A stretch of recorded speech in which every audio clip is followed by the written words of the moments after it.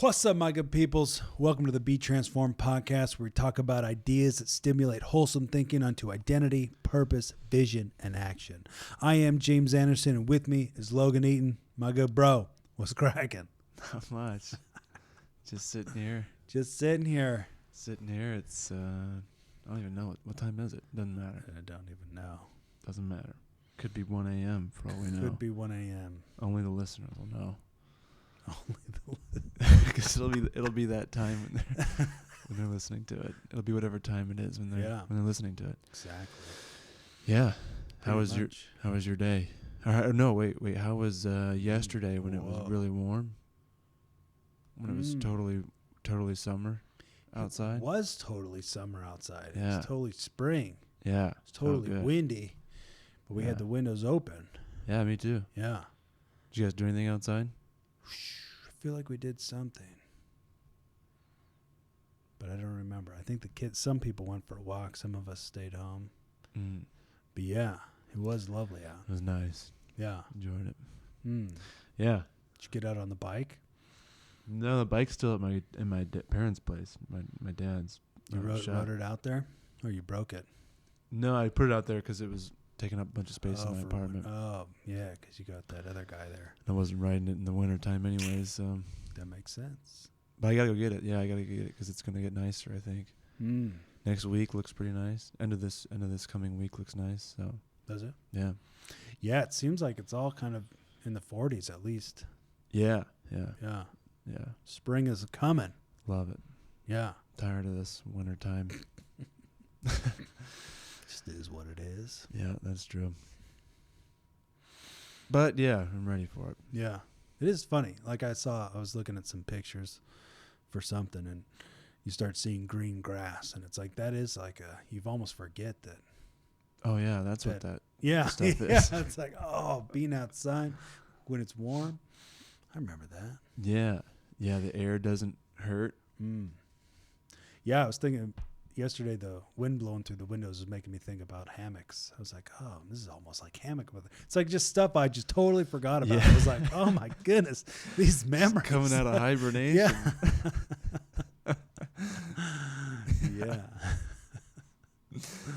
Yeah, I forgot what it was like to actually just wear normal clothes outside. Yeah. To not have wind and ice and snow pelting my eyelids. To not have to clean my windshield off with a crowbar. Oh, yeah. You never got into the sheet. Huh? You ever seen those sheets? They put like a windshield sheet. I just don't even want a windshield. Windshield diaper. You don't even want a windshield. No.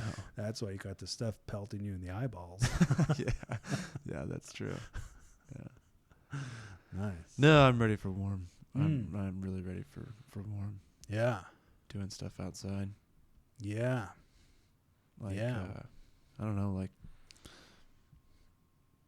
whatever we do outside in the spring. It's just stuff. Yeah, really, whatever you do in the warm. Yeah, we should go back to Napoleon and hit up the mountain bike trail. Oh, the town Napoleon. Yeah. Not the road or the movie. No. Oh, we should definitely watch some Napoleon Dynamite. And then take our bikes off some sweet ramps. Yeah. Some sweet jumps. Absolutely. Got 3 feet of air that time, yeah. Dude, that bike course was insane. That was fun. And that was like a beginner's, wasn't it? Yeah, for sure. Yeah, and I went flying off the bike and flying off the course. Dude, me and Jacob went, and it was like a muddy mess. Oh, like we messed around in it, but like your bike wouldn't even move because like stuck up in the brakes was just packed with mud, and so your tire wouldn't even move. So you're just going down a hill and then yeah. So you did have to wait for it to dry out a little bit. But. Yeah, I remember flying down that hill and almost dying. I don't know if I want to. What? Of course, I had that. What was that bike called? The Free Spirit. Free Spirit. Yeah. Yeah, I don't know if this one. That thing was about to make me a free spirit. that bike was crap. That bike was awesome. No way, dude. That bike didn't have any shocks. The brakes didn't work. That's all. It had like Had two wheels. it had like road tires on it. It had sidewalk tires on it. It had yard It had tires. training on it. wheels It on had it. yard tires. Yard. On it. They were grass tires, not trail tires. Oh my goodness. That bike was a death trap. That's why it's called the Free Spirit. We did go down a couple that they were pretty steep and treacherous. Yeah, I remember. The last Vividly. person that rode that bike Vividly. died. That's why it was so cheap at the garage sale. It's good to get out and about. Yeah. Risk your life. Yeah, I'm ready to do spring stuff. Yeah, absolutely. Absolutely. As soon as we figure out what that even is. Yeah, what do you do for spring? You can cook stuff outside. On the George Foreman? Yeah, you just need an extension cord. Nice. You can wear different clothes outside. Like purple? Yeah, or just basically any kind of sleeveless or pantless attire. You can Pantless. what would you call the bottom half of pants? Bottomless? Yeah. Shinless pants. Shinless pants. Yeah, you could wear shinless pants and They have the ankles, no shins. elbowless shirts. Yeah, it's pretty much just whatever you want to do in spring. It's free for all. It is a free for all. Somebody was telling me the Black Swamp Festival is something that you need to go to. There's good food there or something. Is it in the swamp? It's supposed to be in BG, right in town. Apparently it was a swamp. Which apparently they celebrate that. They want to go back. I don't know, maybe. Sure. Yeah, they got music. Really? I Have think you it been got there? rained out last year. Yeah, I don't remember it last year. Yeah, but it's been like every year. But that is something I want to do this spring. If we're talking about stuff to do this spring, Okay. maybe the Black Swamp Festival. Black swampy. And then some other, talk about some other festival, maybe the firework show. We did that last year. though. Okay. You did? I thought we did. We did? I thought we did. We did? Maybe that was 2 years ago. I went with H2O. Yeah, that was Okay. 2 years ago. Yeah, I still wasn't there. I thought we did something with fireworks last year. But I'm glad. I appreciate you putting me in your memories. I don't even think it was last year. All right. Well, In my head, it was. but you did come over for a 4th of July or an Independence Day or a Labor Day or a Memorial Day That's what I thought. or a President's Day. That's what I was thinking. But I don't think we saw any fireworks. Unless you were still around and then we walked to the end of the street and saw them. Maybe. Anyways. Do you have any big plans for 4th of July? warmer weather? Well, pressure washing starts back up in the warmer weather. Yeah. Any new leads on that? Yeah. People have been calling. Jeez. Yeah. We're like, dude, we're not open yet. Just getting calls anyway. Good. We love it. Schedule them up. Schedule them up. Yeah. But yeah, I mean, we'll go up to, what you call it? The big lake up there in Michigan. Lake Michigan. Yeah, Saginaw Valley. Sagatuck. Dunes. Yeah. Oh, the lake. Yeah. Oh, yeah. Yeah, we'll go up there. Yeah. So that's wonderful. Yeah. Yeah, I was up there one time, a long time ago, and I liked it. Yeah. It's almost like the ocean on that lake. Yeah. Which is amazing. Because you can't see to the other side. A sandy beach. No salt water. No sharks. Yeah. It's the best kind of beach. Yeah. Lake Erie is kind of more of a lesser, muddier Lake Michigan. I mean, if you want the green algae, the bloom, if you want a bloom, that's the if you the like one for different you. colored water. Yes. And your skin to be different colors. Then Then Lake Erie is. that is the place. Yeah. I like it up there, though.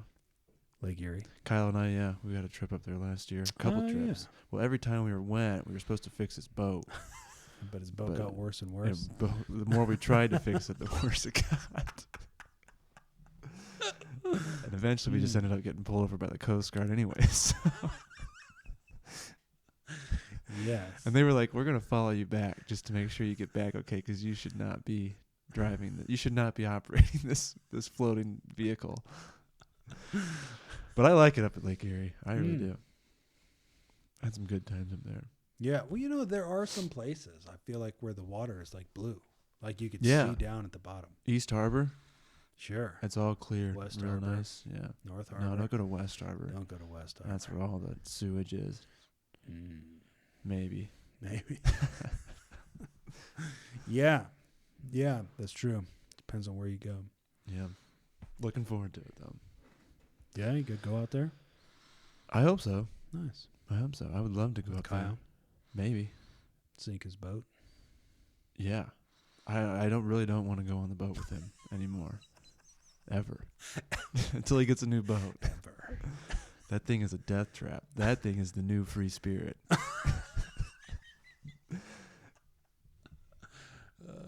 What did we do with the free spirit? Who'd we gave it? We gave it to somebody. But they weren't going to take it on a mountain, I don't think. They were going to take it down a mountain. I don't think they'll ever have to worry about losing their life on that thing. Because as long as you keep it on the sidewalk, you should be okay. Should be all right. Yeah, or a yard. Keep it upright. Yeah. But yeah, maybe go there with Kyle. Maybe just, I don't know. Have a picnic. Yeah. Candlelight dinner. Probably not, but nice. It is nice up there. If you ever want a day trip, it's only like 45 minutes. Yeah, Mommy Bay. East Harbor, yeah. Is that not the same thing? I don't think they are. Okay. No, I don't think they are. But it's just a big, long public beach kind of out in the woods. But the lake is right there. You get the whole lake effect. Did you get mosquitoes up there? No, I think it was we did. I think it was July or August, both of them, both months we were up there. I don't remember any mosquitoes. Nice. No. Yeah, it's nice though. Nice. But yeah, that is something I want to do. Maybe go to the Black Swamp and celebrate whatever they celebrate. And Swapness. Maybe. Do you need a costume for that one? Probably. Okay. Well, I've got plenty. Okay. Perfect.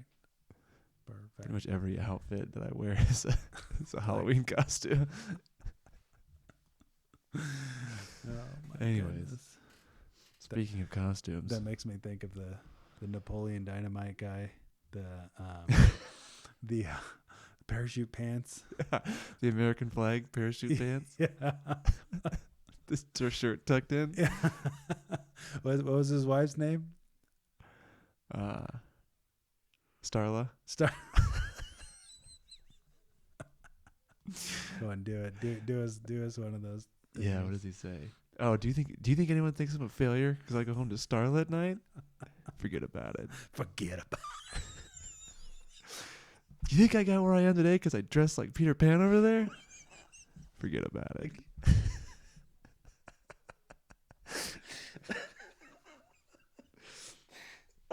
Grab my arm. The other arm. My other arm. Dude, that movie's so good. Oh my goodness. If I knew how to do it, I would put that. Rex Kwando. I would put the video of you talking. Oh my gosh. That's hilarious. Do you think anyone wants a roundhouse kick to the face while I'm wearing these bad boys? Forget about it.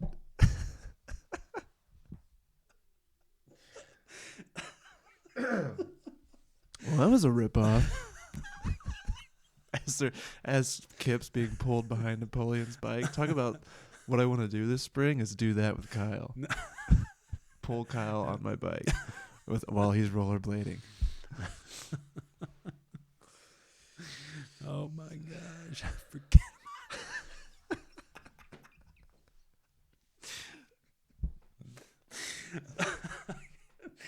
Oh my goodness. Man. There's something glorious about a real good laugh. Yeah. There's something free. Heals everything. Yeah. Yeah. Free spirit. Yeah. Yeah. Yeah. Heals everything. Yeah. Laughter's good medicine. Yeah. Yeah. It's a real. But yeah. Yeah. Anybody that hasn't seen that movie should watch it. That'll help you right up. Yeah. Followed by Nacho Libre. Yeah. Yeah. Those eggs were a lie, Stephen. Go read some books. Can't you see that she is the nun?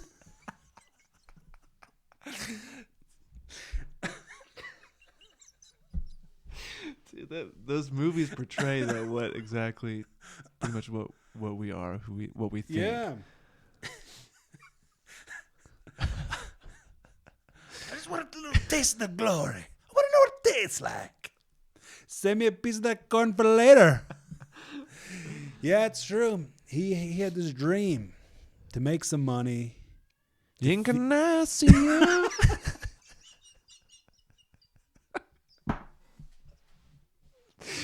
Can I see you? Oh my goodness. No way, Jose. Oh my gosh, that's I'm my concerned favorite. that you've not been baptized. Oh my! Every line in that movie is hilarious. Pretty much it's quotable. Yeah. They don't think I know a buttload of crap about the gospel, but I do. The way he pulls that picture out of that girl's hand, she's looking at his parents. Like,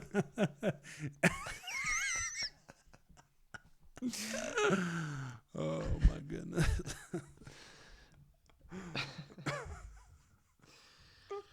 John Joe. I need to borrow some sweats. Sometimes you wear stretchy pants. That's for fun. By yourself in your room.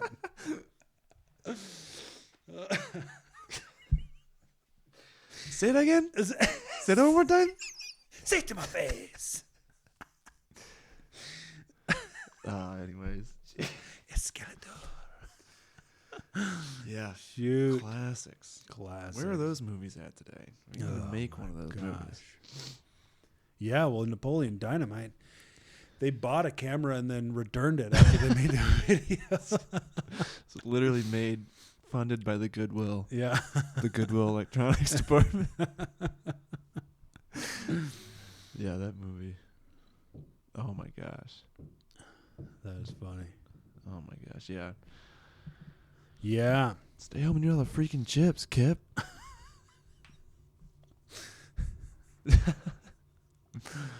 Oh, wow. Yeah. Anyways. Anyways.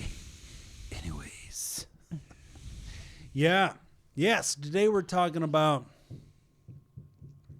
the fear of failure versus commitment. Because these two are the opposites of each other.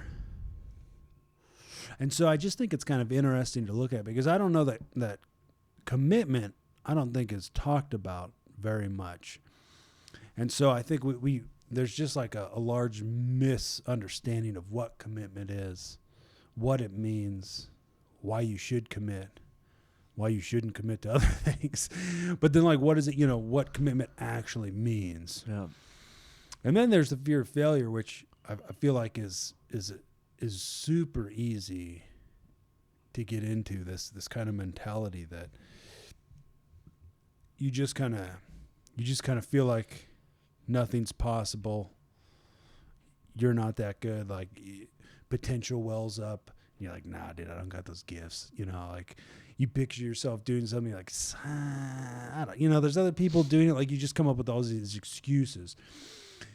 It's like sometimes you talk to people and they know they're real clear on what they are not. Like, they'll rattle off all these things that I'm not. Like, I can't do this. I can't be in these big groups of people. I can't do this. I'm not this. I'm not this. I'm not this. I don't have this gift. You did say that. I don't have this and this. And I called you out on it. I don't have this, this, and this. It's just interesting that people can be so confident in what they are not. And then you ask them what they are and they're like, I don't know. Well, I'll tell you why you don't know. Because it's on that list that you are not, right?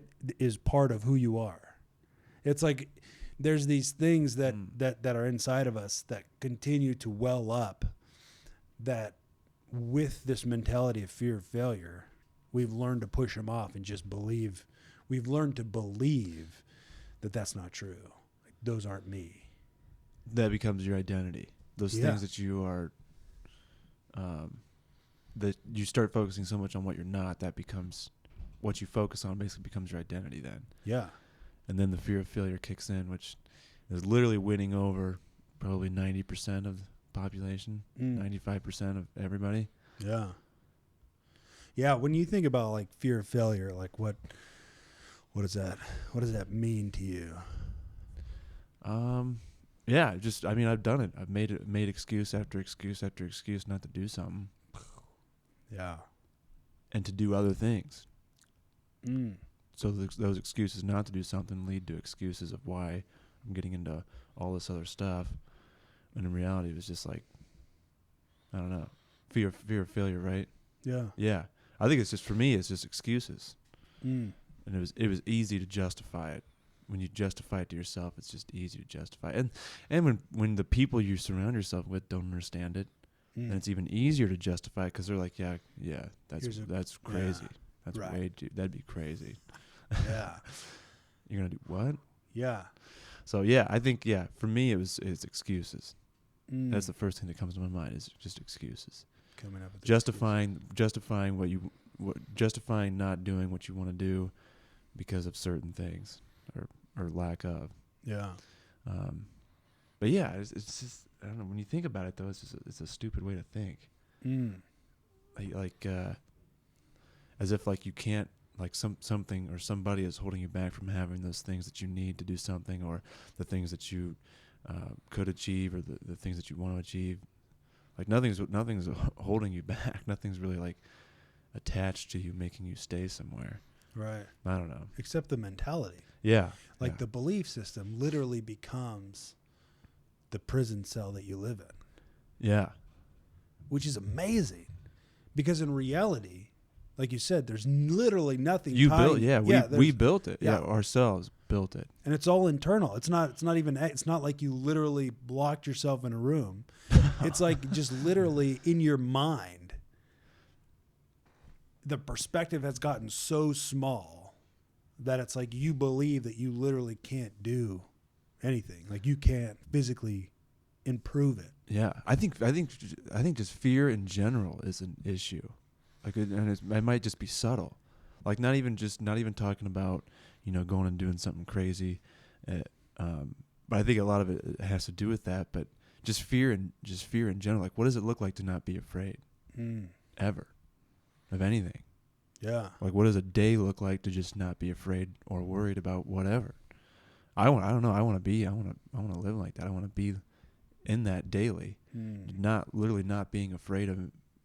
I think when you're not afraid of death, I think it becomes easier to just not be afraid of anything. It's like literally, the least ideal outcome, or maybe the least ideal outcome is death. But if you're not afraid of that, and you've embraced, I guess, what that would, I don't know, mean or whatever. But just not being afraid of anything. I think just fear in general is just it's crazy, even if it's subtle, how gripping it is on, even in the church. Yeah. Even in the church, where we're talking so much about not being afraid, or you don't have to be worried you're with Christ, or you can't add another hour to your life if you're worried. But at the same time, we're worried about all this stuff, scared of all this stuff, afraid of all this stuff. And it's I guess I just really want to know, what does it look like to live a life where you're literally just not afraid of anything? Because really, what do we have to? I mean, that's literally what the word's talking about, is not being afraid of anything. And so I think it's an issue. Fear of failure is like, I don't know, it can be subtle maybe. Sure. It can just be subtle, and we can talk about how it's not, we don't let it run our lives, but at the same time, if you take a look at yourself or take a step outside, it's like, no, that's running my life. Right. Yeah, because it's easy to become so comfortable with making excuses that it's like it's your automatic response, and so it's like you almost don't even know that you're making excuses. Sure, yeah. And so until, like, for some reason you start to think about it and you're like, oh my gosh, like all I do is make excuses. Every opportunity I'm like, no, that's too uncomfortable. No, I don't like being around people. No, I don't want to do this. No, I don't know how to do this. No, and all you just make no, I can't do that. It's so hard. I've been here for so long. It's so hard to rebuild. It's just like over and over and over and over. And it becomes part of your personality, like you're talking about, becomes part of your identity, then people say, well, this is just how God made me. No, it was through this pattern of thinking, feeling, and acting with repetition that created a habit and a belief that now governs your decisions. And it's like, and until you become aware of that, it's like you almost don't even know that it's happening or why it's happening. But until you start thinking about it, you're like, holy crap, I literally am I'm not showing up anywhere because all I do is make excuses. Yeah. Yeah. It's amazing. But it sounds right to you. If over time, it just starts to sound okay. Yeah. Yeah, but then like at the same point, the things that you have cooking is like you're dissatisfied. Mm-hmm. Like you're lonely. Mm-hmm. You're a little confused. Right. You're not really sure who you are or what the freak you're supposed to be doing with your life. But then at the very same time, you're still making excuses of why you don't show up. Yeah. And it's like, so you got this mindset that protects itself essentially. Like you stay inside of this cycle. It's self-sustaining because you'll just keep running the circle. I'm dissatisfied, but my answer is still no. Like I'm not gonna do something new. I'm not gonna get into the uncomfortable. I'm not gonna meet these people, because I can't do that. But man, why am I so dissatisfied? Why am I so bored? Why do I have nothing to do? I want something to do. People say, "Oh, you want to come with this?" No, I can't come to that. Yeah. And it's just this mentality that kind of keeps you jacked up, blocked up. Yeah. The cycle. Yeah. Yeah, where it's like, so the fear of failure, I think, some attributes of that are just like you picture yourself failing. Like that's like the only option you consider as like the worst case scenario kind of concept. Like, we talk about like potential, when potential wells up and it gives you a picture and an idea of what it is that you're capable of.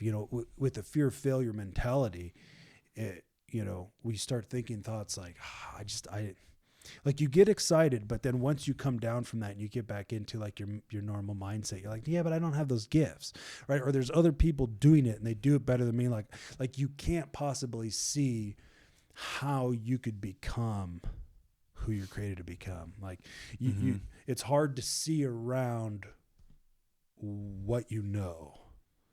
Like it's hard to see around the past experiences. It's hard to see around these things. It's almost taking on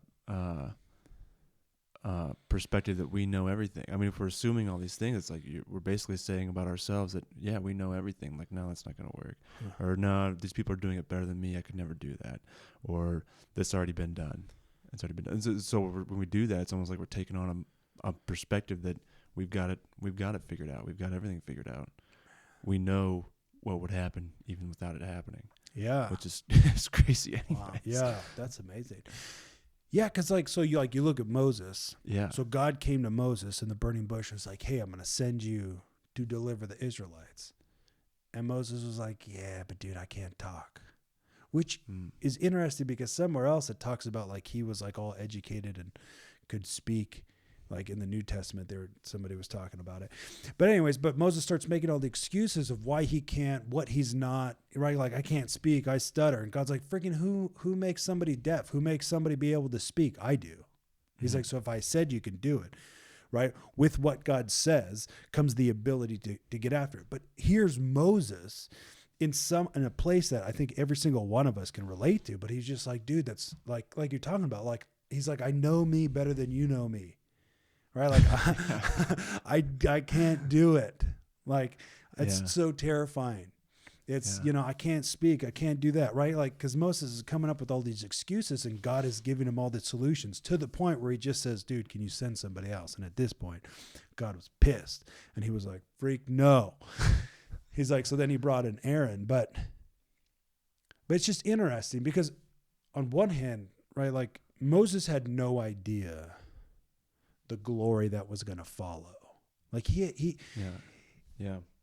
in that cave with the burning bush, like he couldn't see Mount Sinai and how he would be up there for 40 days and 40 nights in the presence of God, speaking to him like a friend speaks to a friend. Like he couldn't see that from that cave, but that's what was in store for him. But he couldn't freaking see it, and he was basing all his decisions off of what he could see, but he could not see the glory that was ahead of him.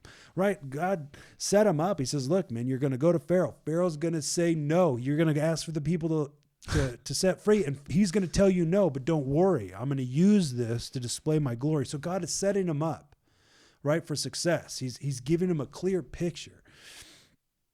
But still, Moses is just like, freak no. But it's just that the fear of failure mentality, this lack of identity, like causes us to kind of turn down what is actually inside of us, which means it's possible to be so deceived that you can't even see who you actually are. Yeah. And it becomes so normal that we think it's abnormal to think that you could hold like something good, that you could be who God is calling to deliver these people, to make a mass movement, to set a bunch of people free, to go into the darkest places and turn that junk into light, to bring out the captives and set them free. It's like, it almost seems wrong that it's like, to think about yourself as somebody like that. Yeah. In that mentality. And yeah, that was perfect.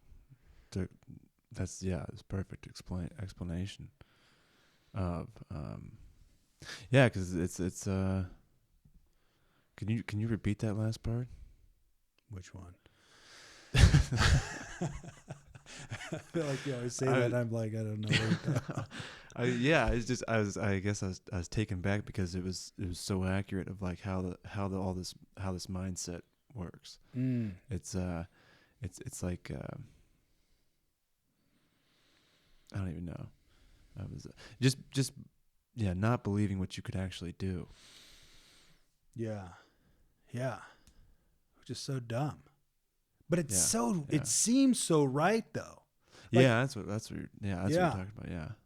It seems like that makes sense, that you shouldn't believe in yourself. Yeah, that's what you were saying. Yeah, the deception. That's what I was going to talk about. Yeah, the deception was what came to mind right before you said that, and it was, you get deceived into thinking.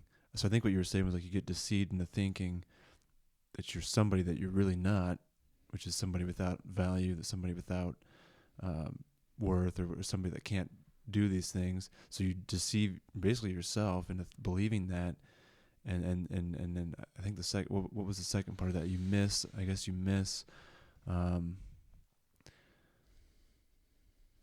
everything that you could be, everything that you could do, or you don't believe. The deception is you don't believe that you could actually have good stuff inside of you or be aligned with God. That's what I think. And it seems like it makes sense that's. Yeah, you start believing that's actually right. That's what you were. That's what you were saying. Yeah, that you believe that's right. Like you shouldn't, and you shouldn't believe in yourself. You shouldn't believe that you've got it. Yeah. You think it's almost, that's wrong. You're so deceived. You think that's wrong. You think it's right that you don't. Right. Yeah. Wrong. Right. Wrong. Right and wrong. Yeah, it's so wrong. But you think it's right. You think what is right is wrong. Yes, and what is wrong is right. Yes. Yeah. Yeah. Okay. And if it seems confusing, it's because deception makes it confusing. They take a little bit of the truth and then they smear it with a bunch of crap and say, "Here, eat this." You're like, I don't like toast. I don't like toast with manure on it. It's the new rage, they say. It's the new holy rage. Yeah. It's interesting. There was another one with Jeremiah, where Jeremiah, God calls Jeremiah, says, "Hey, I'm going to send you and you're going to be a prophet to the nations." And Jeremiah's like, whoa. He's like, "Oh, Lord." He's like, "I'm just a child." And he's like, "No." He's like, I don't remember what he said. Isn't that when he's like, maybe not, but isn't that when he says like he gets discouraged because he thinks he's the only one that's preaching that stuff? That's maybe bringing the word, but he's like, but then God tells him like, no, there's literally multitudes of people in these places that you're going that I've put in place that are like you, I guess maybe. Yeah, a couple. I remember. Yeah, I couple remember. people Oh, had that was Elijah. Yeah. That was Elijah. He got discouraged and then He thought he was the only one left. Yeah, that was Yeah. never mind then. I was in the wrong story. Yeah, similar though. But yeah. But so with Jeremiah, right? First he's like, "Oh, but I'm just a child." What was God telling him? He was going That to he's a prophet to the nations. And he says, and so, but it's like, so God says, "I've called you to be a prophet to the nations." Jeremiah says, he's like, "No, like I can't. Like I'm a child." But then he couldn't see, because then in a couple verses later, God touched his mouth and put his word. He says, "I just put my words in your mouth," right? Like I've given you the power to build up and to tear down. So it's like he couldn't see that when God first called him. But then it's like God gave him the ability to do everything he was created to do. Right? And this is the part where he says, "Look, man, I chose you and I appointed you before I knit you together in your mother's womb." So he's like, "I think I know what it is that I'm talking about when I say I've appointed you." Yeah, I know what I'm doing. Yeah, because when a manufacturer makes a product, they do it on purpose. Yeah. So it's like, he's like, "I know what it is I'm calling you to, because I made you with everything you need to be able to achieve what I'm calling you to do." Yeah. You know, and it's the same thing with Gideon, right? Gideon was threshing wheat, and the angel of the Lord showed up, and he says, you know, "Mighty warrior, God was with you." Gideon freaks out, pees his pants probably, and is like, "Whoa." He's like, "If God is with us, how come this has been going on?" And the angel just totally overlooks that. And he's like, go in the strength you have and save these people. He's like, "Have I not sent you?" And it's just like, all these guys come up with these excuses, and it's just because it seems impossible, right? Like the fear of failure believes in the impossible, that it's impossible. Like fear of failure believes that you can't do it. You can't achieve that. You can't do these things that are crazy. And so it's like these guys, they hear these things and they're just like, "No, I can't do it." But every single one of them went and did it. Yeah. But now, like an incorrect takeaway would be that, like, you wouldn't want to relate too much to this, to the point where you think it's okay to have these guys' reaction, right? Like it's not okay to have that reaction. Yeah. Yeah. So you don't want to hear these things and be like, "Oh, well, I can relate to that, and it's okay that I have that." People are like, "Oh, it's okay to struggle." No, it's not okay. Yeah, That's disbelief, which comes from ignorance. It comes from an incorrect view of who God is and who you are. So it's not okay. It's never okay to believe in deception. Deception is out there to literally kill you. Like the whole purpose of deception, right? The thief comes to steal, kill, and destroy. Everything about it is like a raging beast wanting to rip you to shreds. And that's what it feels like. Yeah, but Like go ahead. I was just gonna say that's what you don't want to be here, you don't want to exist, and death seems. I mean, yeah, I was just gonna say, death seems like a positive alternative. Sure, yeah, you get into it so deep, yeah, where you just like there is no purpose. It's killing you. Yeah, and absolutely. But sometimes it's like we get so comfortable with deception and we think it's okay. But it's like, I think if we could really see it for what, because it's like, for guys, it's like a mostly naked girl, right? Like it's like attractive to look at, but it's like, but in it is death. It's like if you got a package, a present at your door, it's wrapped. It looks beautiful, man. It looks huge. It looks like it holds what you want inside of it. And you open it up and it's this decomposing, like rotting death head, that's like would make you vomit, and it's probably has some diseases in it, right? Yeah. That it's like, it seems nice, but then when you get into it, it leads to death. What seems nice? Complacency and deception. Okay. It seems nice, like it looks appealing. It almost like it smells. It's like close, and it's like you get so comfortable with it, or you convince yourself that living that way is okay. Sure. Yeah. But then you open it up, and it's everything you didn't want. Yeah. It's that cat from down the street's carcass. Yeah. Yeah. Yeah. Yeah. Yeah. So you go ahead. I was just going to say, I think you were talking about deception becoming normal or becoming okay. Like you convince yourself that the way you are living already is okay, and you just slowly deceive yourself, and then eventually you just start to, I don't know. It starts to take away from who you really are, and you don't even know. You get confused, and Sure. then the alternative is the positive alternative could be, well, maybe I just don't exist anymore.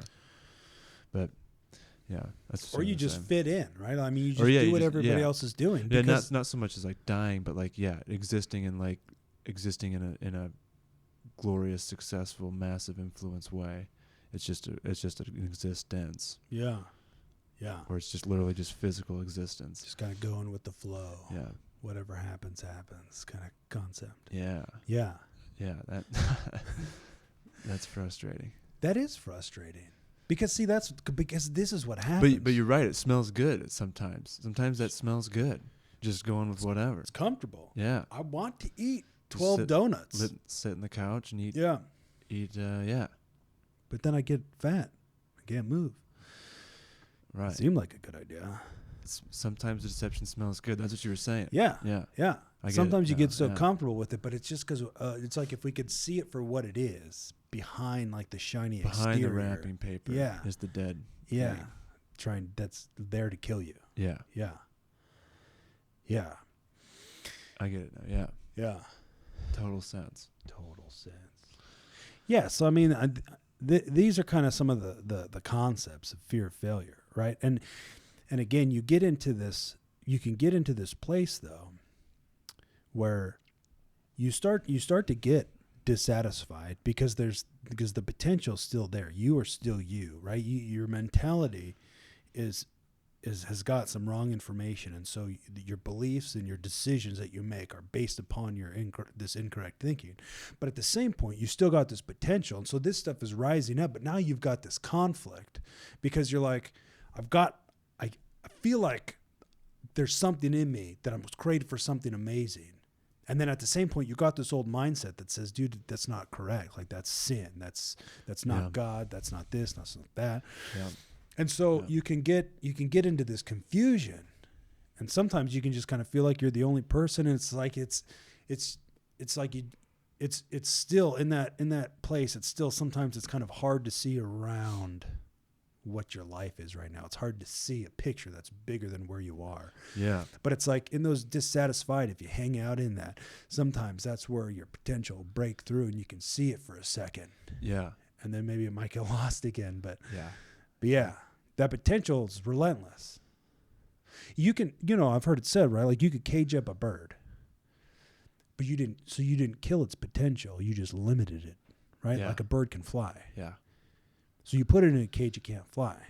You let it out of the cage, but it can fly. So you can't kill the potential.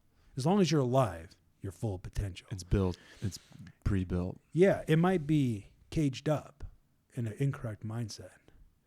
But man, that baby's ready to It's ready to go. It's like the button you didn't know you had on the blender. Right? Those blend tech the ones where like the Chuck Norris button, you put a bunch of bad guys in there, put Chuck Norris in there, all the bad guys got blended up. Chuck Norris rises to the top.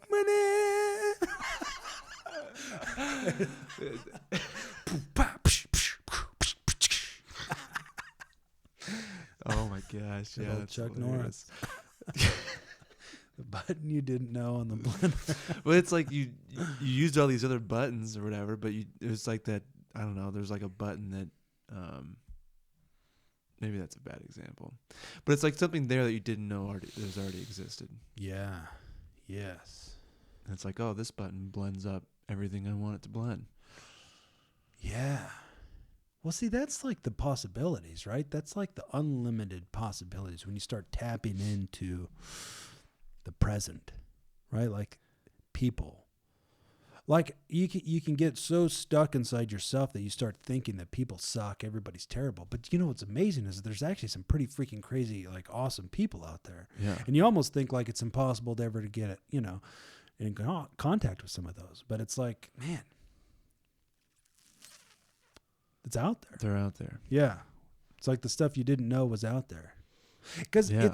it's just this concept where we're going to flip the script to commitment here in a second, but it's this concept of like, I just wonder, like when we see God and when you can see everything just so clearly, like how much of what our life has been will we be disgusted by? Like how much did we completely misunderstand? Yeah. And like, be like, holy, like I didn't see it. Yeah. But sometimes you get inkling. Like that's why it's like everything we're talking about, everything we're getting into, it's like we're continuing to leave everything we've known because we're chasing after something that just is so alive inside of us, and we're never going to stop until we achieve it. Yeah. But it's like, because even though it's different, even though it's uncomfortable, even though it's like sometimes it's like it's held in tension, it's like I refuse to look back at my life and be disgusted. Yeah. Like even like, because the fear of failure would say, hey man, what you want to do is really outside of the box. What you want to do is like, it's not the norm, right? Like people are probably going to be mad that you leave. People are going to be mad that you did this or this. Like the fear of failure says like, you start considering all these things, but it's like, I don't care, because if I stayed, what if I was like Moses or one of those guys, these guys who just said like, no, like that's not for me. Like even just because it's full of the unknown, it's full of risk, but it's like, I'd rather risk it all and be wrong than stay safe and be so pissed off that like when you're with God, dude, it's over. There's nothing you can do about it. There's something you can do about it right here, right now. And you don't have to live in regret with the past. You can just get up and move on right here, right now. Yeah. Forgetting what is behind and straining towards what is ahead. But it's like, I refuse. I disregard. I will not settle for something that is less than what I'm created to be. Yeah. Yeah. That's got to be the worst feeling, is like getting somewhere and realizing, oh, there was an easier way, or oh, there was 40 gas stations along the way, or I didn't have to push this car the whole way.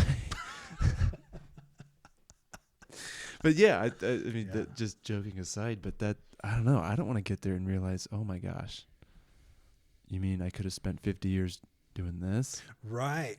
Or I could have, I had that available. Right. Or there was these people that I didn't talk to or didn't have any influence on. Sure. I don't know. No, that's huge, because it's like, you're right. It's done at that point. It's over. You might be there and get there, but it's like, I don't know. It's almost like you lost.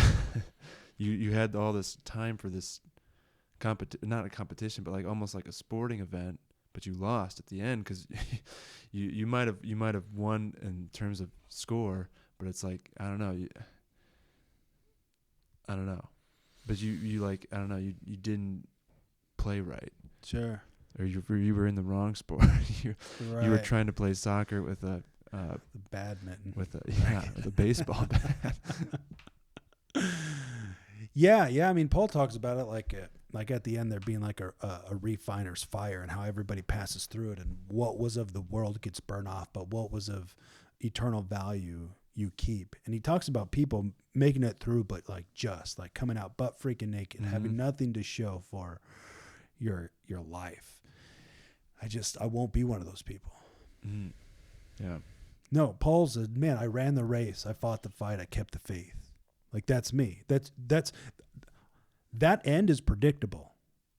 That is predictable. It is predictable to be somebody who comes out butt freaking naked through that fire. And it's predictable to be somebody who is confident in the crown of life they receive. It's predictable. Because Jesus said, you're my disciples if you obey my commands. It's predictable. It's predictable. It's predictable. So now we're going to get into commitment, because commitment is the total opposite of the fear of failure, right? Of making excuses. Because commitment says that regardless of how long it takes, what it takes, like the cost, not just money, but like everything. And regardless of the obstacles faced, I'm going to reach my end destination. So the fear of failure says, dude, it's too hard and I probably can't do it. But commitment says, I don't care what it takes, I'm going to make it. Fear of failure says, dude, if I can't do it right the first time, I'm not going to do it. Commitment says, I'm going to do it And I'm going to do it again, and I'm going to do it again, and I'm going to keep doing it again, and I'm going to become the best there is because I'm going to keep showing up. And it's like, yeah, it's just like there's this guy on YouTube, which whatever, but he's just kind of getting into the making video scenes, and it's just like, you know, he just kind of does it like off the cuff kind of concept, and it's like, but he keeps showing up. I was like, oh man, you could make these couple different like I'm just thinking to myself, you could make these couple different tweaks, but I'm thinking this guy keeps showing up though. Like it doesn't matter if he's not that good because he keeps showing up, and like he's bringing value because people are asking him questions. It's about this business thing, but it's like, I was just thinking in my head that it's like the reason why he's going to make it is because he keeps showing up. Like he's not getting hung up on his performance. Mm-hmm. He's more focused on accomplishing what he came out to accomplish than he is with other people's opinions. Like commitment doesn't freaking care what it looks like. It says I'm in. I'm all in 100%. And that's it. It closes every single door like for an exit. Like it totally disconnects any ability to quit. Where the fear of failure is all about quitting. Like if you run into an obstacle with the fear of failure mentality, that means that you went in the wrong direction, right? That means you should find the closest exit and jump out. Yeah. But in commitment, it says, like, the only way through this obstacle is over, around, or through. So watch out because I'm coming. Like it's what I want is through that obstacle. So I'm not stopping. Yeah. Yeah.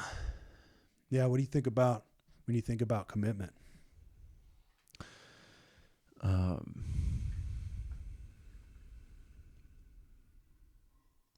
Yeah, kind of the regardlessness of it stuck out.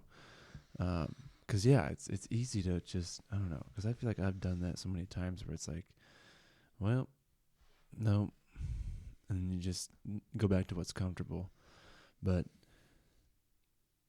yeah, I think it's important you can't be committed. Maybe we talked about this before. Maybe you mentioned something about this before, but it was like, you can't be committed unless you have something you're passionate about, or something that's a vision that you want the destination so bad, or you want to get to the destination, work through to the destination so bad where it's like, yeah, the obstacles are not an option to just leave.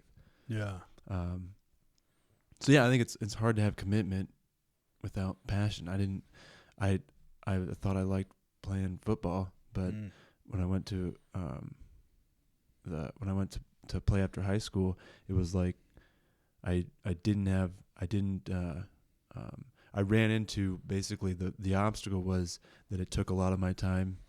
It was all day and even into the night and stuff. The people I was playing against were bigger and faster and stronger, and it was like those obstacles, and it was like I didn't have the commitment to just want to even stay though, because I wasn't passionate. It had nothing to do with the end destination that I in deep down wanted. So I got out. I was done because I hit that obstacle, and because I lacked commitment, it was out. Yeah, and I don't like thinking like that, but that's just the truth. If you're not passionate about something, or you don't have this desire to get to the end destination in something, the commitment part just, I don't know, does it even exist? Sure. Yeah, no, that's interesting. Right, because, so the thing that's important to understand about commitment, right, is there is no out. But see, most people don't understand that. So it's like when you give yourself an out, like it's going to get hard enough that you'll take it, right? And so marriage is the perfect example of commitment, which is largely misunderstood because commitment's misunderstood.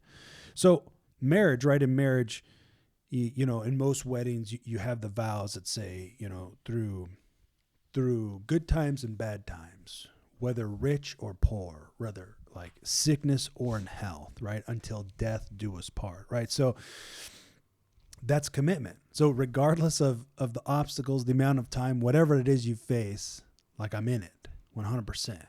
All right. So that means then that the circumstances and situations don't dictate or determine your commitment. Your commitment was decided. And so now you shape the way you think and the way you feel based upon your commitment, because you committed to be with this person until death do you part, right? So this is a legal binding thing. So a commitment and a covenant is legal, is literally a legal contract, which to get married, you need a marriage certificate, right? Which you both sign, and then whoever officiated you signs, right? So in front of witnesses, you commit and make a covenant to be together. This is a commitment, right? So, but what happens is that just due to the environment that is kept, right? Like, I mean, so essentially, dude, through the songs and through like media and crap, you get your education on what a marriage looks like from all these things, which people get divorced, you fall out of love, like, oh, we just became good roommates. And we talk about this on here all the time, but it's just like commitment. You don't fall out of love with commitment. Commitment says that no matter whether we have good times or bad times, like we're in it together. And so the fun thing about commitment is that it's like there's no room for quitting, which means the only option is to go through the problem, right? Like if there's no way that you can quit, then the only thing you're left with is succeeding. It's working it out and getting to the other side and experiencing life on the other side. The only option is to succeed. I mean, this is amazing because it takes away all the fear of failure, because you're not afraid somebody else is going to leave. You're not afraid you're going to crap out, right?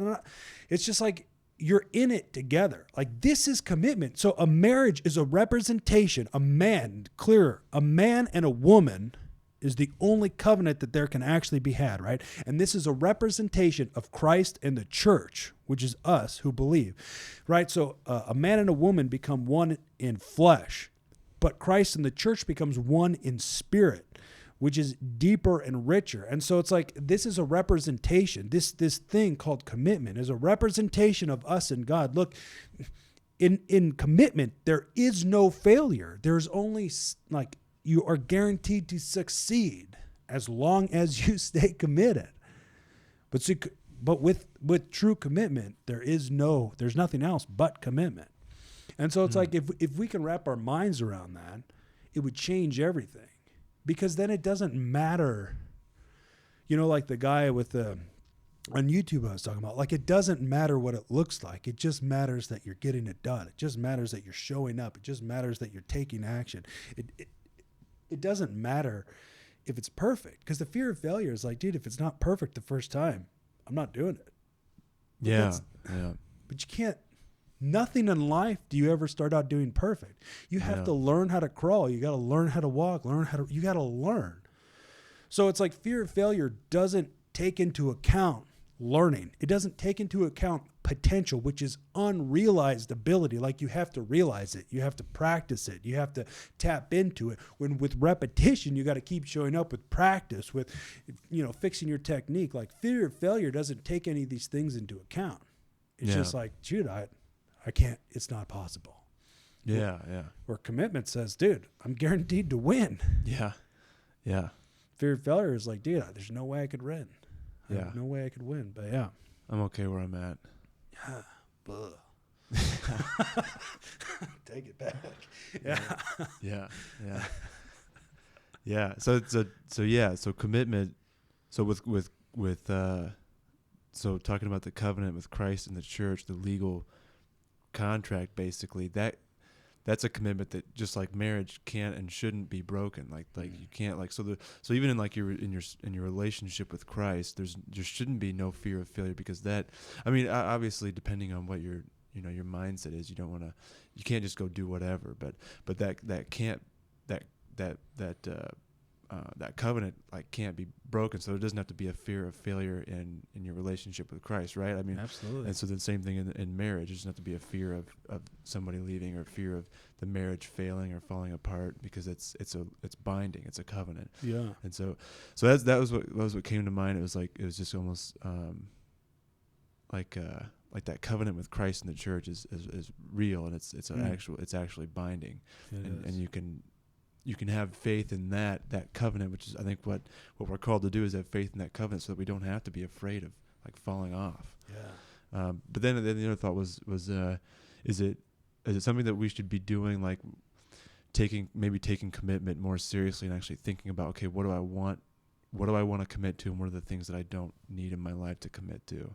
That way, when you do get into something, you know that, okay, you think through that futuristic mindset of like, I've thought about all the options, and this is what I need to go do. Yes. Yeah. So commitment is the byproduct of a decision, and a decision is a byproduct of vision. So yes, just like, everything you're saying is first there's vision, there's a reason, right? And then with that vision, then you kind of create a plan, right? This is where Jesus is talking about like, if you were he's talking about counting the cost, and he's talking about being a disciple. He's like, and he puts it in these so plain terms, which is like, just, it's hilarious, because he's like, well, none of you, right? Let's just say there was a man who was going to build a tower, but he didn't count the cost. So he laid the foundation, but then he didn't have enough money to build it. So then he says, well, then everybody who sees it will ridicule you, saying, why didn't he count the cost? That's what Jesus said. He said, everybody who sees it will ridicule you. They're going to laugh at you because that was stupid. Yeah. And so that point of view, though, like, that's just interesting. He's like, because like there's things that we would never do, like in the physical realm, that we think about in the spiritual realm. Like there's just concepts, there's things that we believe that would make no sense in the physical that we think makes sense. It just has to do with deception and incorrect thinking. But regardless. So anyways. Oh, I get what you're saying. So we have vision, right? And then we want to make a decision. So we consider making this decision, because by making this decision, we're making a commitment to get into it. Right. So before commitment, there's a decision. Before a decision, there's a reason, there's a purpose, there's a vision, there's something that it is that you're after, that you want. So, so those things come before commitment. So commitment, so the thing is that if a commitment is just that, it's a commitment. It's that regardless of what happens, I'm going to chase after it. Then you want to consider what you commit to. Yeah. Yeah, for sure. Yeah. Absolutely. Which I don't think I did when I was in high school, thinking about college, thinking about football, thinking about that kind of stuff. Yeah. I just didn't have that mindset. I didn't have, I wasn't thinking like that. Yeah. But if you don't think like that, you get into all these crazy things that that you're just like, that just even like cause even more confusion, more deception, and all this other stuff. Like, it's okay to consider and make a choice. Yeah. And even if that choice is not what other people want you to do, it's okay for that too. Yeah, that's real. That could be real. Yeah. Yeah, well, I was just thinking, I was like, this concept of like people running around with like out identity, who am I and what the frick am I supposed to do with my life? Like, this isn't a correct way to live. Not that like that's an insult that you would live like that, but that like none of us were ever meant to run around wondering who we are. Like, we were born to know who we are, which is why it's so confusing when you don't know who you are. And it's so obnoxious. Yeah. Because it's a malfunction. Yeah. All right. So we were created to know who we are, what our gifts are. So because you're just talking about like this, like in high school, you're thinking about, okay, like, what if you did understand commitment? What if you did think about the future, right? Because most people say, well, like, kids don't think like that. No, that's because nobody's taught like that. So it's what if, right? What if? It's just like I was just thinking about my kids. We're just in a bunch of different ways. I just like, so what if, right? So my kids, it's like, especially in my son, who's the oldest, it's like I can see certain things. There's certain things, like he's like really fascinated with money and like wanting to accumulate it. Mm-hmm. Like not just buy it on it, like not just spend it on anything. Like he wants it. Like he wants to buy a house or this. He's 7. But it's interesting, right? So it's like, and he loves to work, gets into these projects. Anyway, so I see his gifts, right? Mm-hmm. Okay, well, I'm going to lean into those gifts. I'm going to build him up in those gifts. Teach a child to go in a certain direction and they won't depart from it. But dude, it has to freaking do with like their gifts. Like you're talking about, it's like sometimes people try to force you into a different direction. Yeah. There is this reality of like guiding your children, but it's not forcing them to live a fantasy that you didn't live out. It's about them and the gifts that they have. Because look, when you misunderstand your purpose, then you get into all these things that have nothing to do with your purpose. or your Yeah. potential. Right. And so you feel unfulfilled because you're not getting into why you were created. Well, so I'm just saying, like, what if, and this is the goal, is that we all come to this ability, right, where we're starting to live out our potential and our purpose, right? Then we see other people who used to think like we did, like in the fear of failure, and now we bring them over into, you know, responsibility and identity and purpose and vision, right? And they come alive and they start, you know, getting into life. Yeah. All right. Well, so as we all become more skillful at living it and teaching other people to do it, then you have kids and you start to see their gifts and their potential, right? So now from the small age, they're getting raised up into who they're created to be. They're never going through the cycle of who am I? I'm not good enough. I don't have any of these gifts. Now they're thinking like, no, man, like it would seem absurd to think in the framework of the fear of failure. Yeah. Yeah. Like that's what I'm talking about. Being Like- in a, yeah. Yeah. Cause like royalty functions a certain way. When there's like a new baby that's born, they have like these attendants who attend them, and they call them like Your Majesty. Like these little kids who can't even talk, they're called like Your Majesty. Oh, wow. And they're taught how royalty functions, how they sit, how they eat, how they talk, you know. They never raise their voice. They're always in control. This from a small age, this is how they are taught and brought up. So I'm just saying, if from a small age we create an environment that functions, that's of the kingdom, you start to have this whole generation of people who freaking know who they are, dude. You start to dominate the world, because now it's like people don't go to college to find themselves. They're already like doing 20 different things. Like they're already getting into what they're created to get into, because like they already knew, Right. because that's how they were brought up. Yeah. That's the jam. That's the kingdom. That's discipleship. Yeah. That's how it's supposed to be. That's I what like we're it. chasing after. That is. But yeah. So commitment. And it's like even that dream. It's like commitment is it doesn't matter how long it takes. It doesn't matter how many roadblocks it doesn't matter. Yeah. Because see, when you don't give yourself an out, the only way is to get through. But if you start giving yourself an out, right? Like you're talking about the football thing. It's like when you go back to marriage, right? People start, you get in fights. Like you put two different people who are different together in a space where they never leave each other, you're going to run into some conflict. That junk is just real. Right. And so this is not crazy. It's not abnormal. This is normal. There's just a process of like becoming one. There's a process of like learning how to function. You have all your past experiences, and now you're learning how to bring them together and create new ones. And like, how do we function together? So if you give yourself an out though, right, you start planting these seeds of like, well, every time you have a hard time or you're in this conflict, if you think, well, shoot, maybe we shouldn't have got married, because it gets tough, or, oh, maybe we just need to take a break, or any of this dumb bullcrap that you see on TV. It's like, you sit up on the couch, freak, no. It's like this lack of ability to resolve conflict, or just like, but if you start planting these seeds of quitting, well, the more and more conflict you have, the more and more you tend those. Well, the more you tend them, the more and more they start to uproot your commitment to the point where it will get hard enough where you will crap out. So this is why it's so important to never, and when I mean never, I literally mean never. Like you never, and I'm serious about this, it's possible to never plant seeds of quitting. It's possible. Right? Like I'm pretty sure I shared this before. We've been married for 10 years and I've made 2 jokes about divorce. I don't even like saying the word. I've made 2 jokes. One was like I don't know. I don't even know if I got through either of them. But in any case, neither of them were acceptable. Like both of them were unacceptable. It's not okay.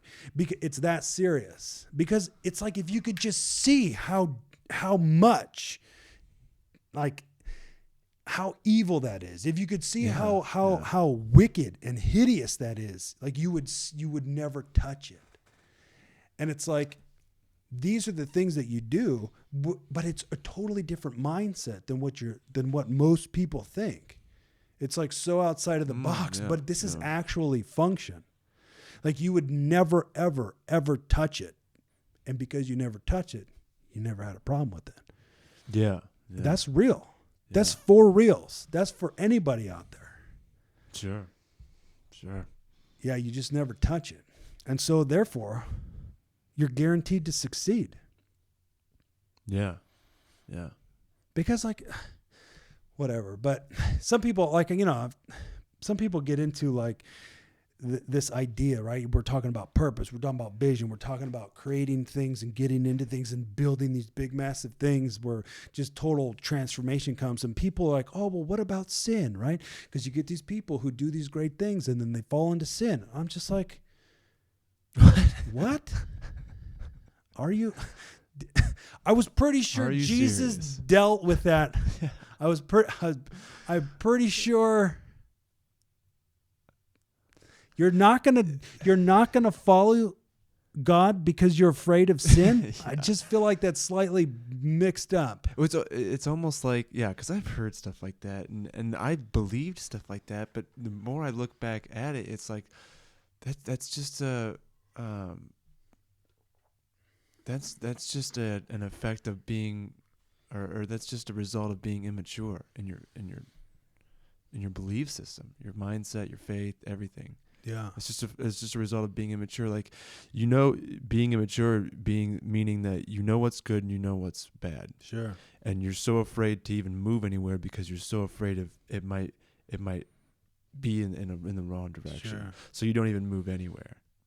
And you're just stuck. You just stay there. Yeah. Because you're so afraid that even if you take a step, it could be wrong. The fear Even of failure. though there's this whole wide open pasture of things that are right and good, but you're so afraid that you don't trust yourself enough, you don't trust God enough, you don't believe in yourself enough, that any step you take might be in that wrong direction. So then you start making the excuses of like, well, what about sin, or what about, aren't we all messed up, or I don't know, stuff like that. Like, Yeah. it's just, I think we talk a lot about like knowing who God is. I think that's most important, but it's also important to know, you were talking about it earlier, to know who you are, to have confidence in yourself, to trust yourself, to know that if God lives inside of you, it's okay to trust you. It's okay to trust God who lives inside of you. It's okay to trust instinct, because maybe your instinct is realigned with Christ when you're pursuing Him and you're walking with Him. Like, is that wrong thinking? Or I just think we're so afraid to even trust anything, not even God who lives inside of us, who is in us. So like trusting ourselves almost, in a sense, but you just don't even move. Yeah. I think trust was the perfect word. The first time you said that, I was like, oh my gosh, it's that concept. Yeah, sure. So yeah, it's like, I don't know what we were talking about before that, but this just being immature and spiritually and thinking and your belief system, who you think you are, who you think God is. And then, because then, all these things, all that deception flows into you, and you start spitting out stuff that sounds right to you, but in reality, it's like you're deceiving other people. That is real. Yeah. Like, well, I thought we were all broken, Right. and you just start planting seeds of like, no, you can't do it because you're broken, or you're not good enough, or just stuff like that. Like, it's just, I don't know. You start to you open yourself up to these things, to these deceptions. You believe that they're right, then you start spitting them and thinking that they're right, and then you start deceiving other people. Right. And it's just like, so I guess when you said that, it sparked something. I've gotten tired of hearing those people say that kind of stuff. Like, but aren't we all broken? What about sin? Well, what about, sickness and death and all this stuff? And it's like, I think we were. I think you're okay. You're allowed to go do these great things. Like, what do you think Christ wants you to do? Just sit there and not do anything, or go have influence somehow in the world, or go do something great in the world, or it's like that stuff is okay. I don't know. Yeah, because it just goes back to the fear of failure, right? I mean, well, what about sin? That's the fear of failure. You're like, well, you're gonna. Oh yeah. People are gonna. You're gonna put people in charge, and they're gonna fall down, or you're gonna fall down, or this. Yeah. What is that? What? I'm so confused. What book do you read on a regular? I'm so confused, because there's all these people who God calls to do these freaking crazy, amazing things. Why would you dare think that you're not one of them? Or worthy to do it. Yeah, you're right. But it's like, what about sin? what? Yeah. It has no power? You that one? That one? You mean that stuff that yeah, it's just what are you talking about? Yeah. It's like what's in your head? Right. I don't even know. Yeah. Like you're living in fear. You're living in constant fear when you think that way. Yeah. Yeah. And then the only thing you focus on is like what you do wrong, which creates the cycle of all you do is wrong, which creates this fear of failure mentality. Because what you focus on becomes your target. It becomes what you aim yourself at, which means it becomes the very thing you run into. So if what you focus on is the thing you don't want, well, you end up running right into it because it's the only thing you focus on. Yeah, you're so focused on not going in a wrong direction, but you go in a wrong direction. by saying and preaching all this stuff that's wrong. It's this deception. Like you're actually going in that wrong direction that you don't want to go in. Right. You're so deceived that you think what's wrong is right and wrong. Yeah. Yeah.